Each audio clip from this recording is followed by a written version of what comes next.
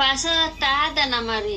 ওই cosmetics order দিছি, হেইয়া আইছে, দাম হয়েছে 5,070 টাকা। আমার দা 70 টাকা আছে, আপনি 5,000 টাকা দেন। এবার আমি কসমেটিক্স আইন না, আমার এই দিমনে আমি পাইটু পাই এইসব সব দিয়ে দিমনে।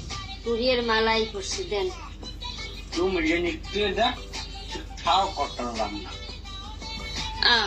আমি আমার একমাত্র বউ ফুলবানু, আমার চেনেন নাই?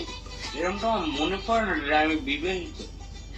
আমি আমার এর স্মরণে আছে, তাইও আমার যে বিয়ের প্রস্তাব আইছে, আমি না এত অল্প বয়সে বিয়ে করবো।